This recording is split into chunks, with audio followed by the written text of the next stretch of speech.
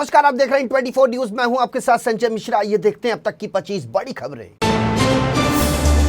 उत्तर प्रदेश के झांसी में घने कोहरे के बीच बड़ा हादसा। यहां ट्रैक्टर ट्रॉली पलटने से 3 लोगों की हुई दर्दनाक मौत। मऊ रानी टीकमगढ़ मार्ग पर हुई ये घटना। हादसे का शिकार हुए लोग मूंगफली की फसल बेचकर लौट रहे थे अपने घर।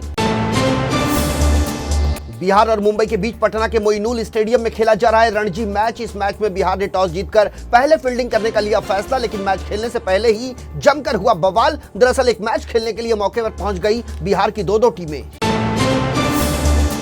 बीसीए के ओएसडी मनोज कुमार पर कुछ अज्ञात लोगों ने किया जानलेवा हमला। उनके साथ मारपीट जैसी घटना आई सामने। इसी दौरान किसी ने पत्थर से ओएसडी मनोज कुमार के सिर पर किया प्रहार, जिसमें वो बुरी तरह से हुए जख्मी। हालांकि घटना के बाद बीसीए की तरफ से कहा गया कि सभी दोषियों की पहचान की जा रही है, जिसके बाद उनके खिलाफ होगी कड़ी से कड़ी कानूनी कार्रवाई।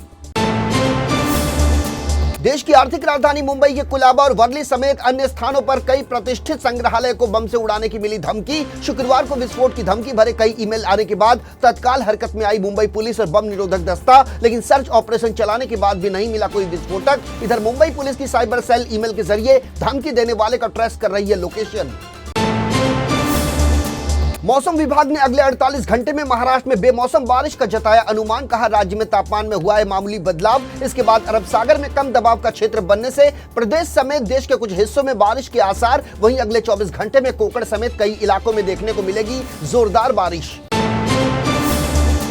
मौसम विभाग ने महाराष्ट्र के कोंकण में आज और कल के लिए की है बारिश की भविष्यवाणी। आईएमडी ने रायगढ़, रत्नागिरी और सिंधुदुर्ग में की हल्की बारिश की भविष्यवाणी। आईएमडी के मुताबिक धुले, नंदुरबार, अहमदनगर और छत्रपति संभाजी नगर इलाके में गरज के साथ होगी मध्यम बारिश।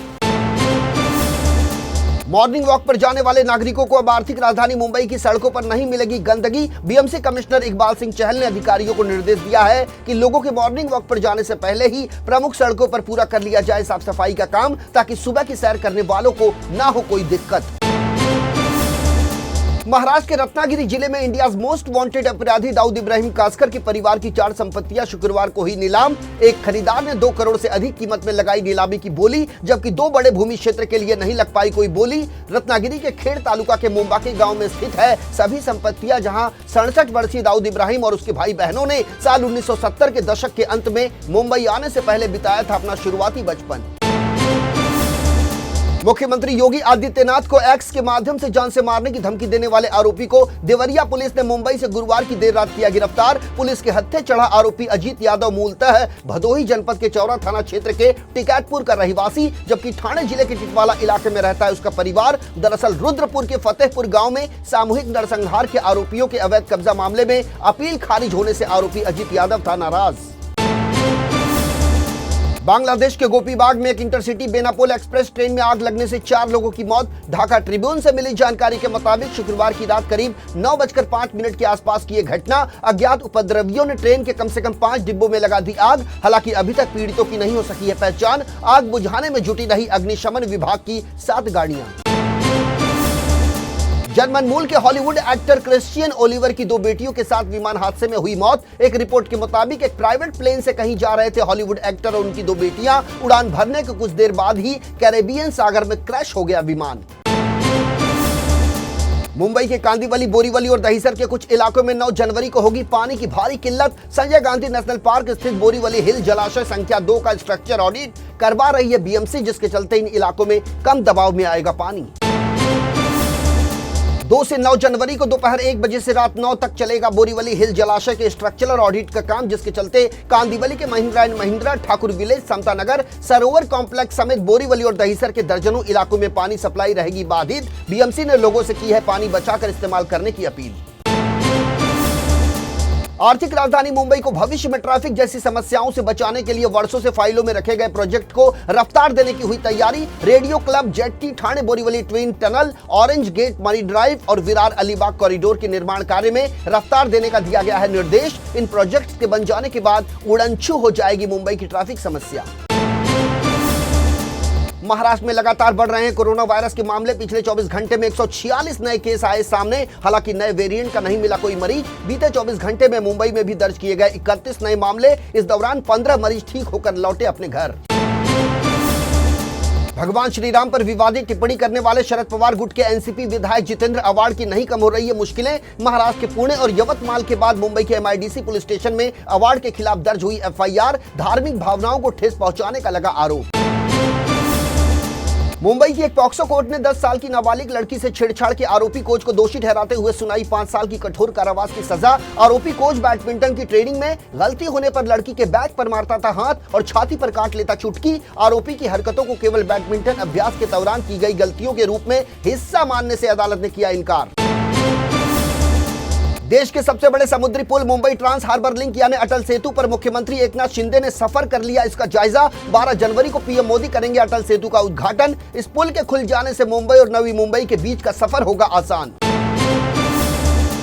महाराष्ट्र के ठाणे जिले में ऑनलाइन फ्रॉड का एक बड़ा मामला आया सामने। 33 वर्षीय महिला ने फेसबुक पर आए एक लिंक पर किया क्लिक, जिसके बाद उसके खाते से उड़ गए 27 लाख रुपए। दरअसल उक्त लिंक में बिटकॉइन में निवेश करने पर भारी मुनाफे का दिया गया था लालच। फिलहाल मामला दर्ज कर जांच में जुटी ठाणे पुलिस।